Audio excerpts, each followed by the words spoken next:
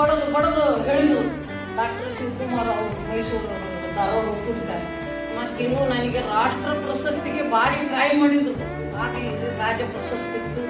University ಒಳಗೆ ಕೃಷಿ award, ಯೂನಿವರ್ಸಿಟಿಯಾಗ ಕೃಷಿ ಅವಾರ್ಡ್ ಶ್ರೇಷ್ಠ ಕೃಷಿ ಮಹಿಳೆ ಮಾಡಿದ್ವಿ.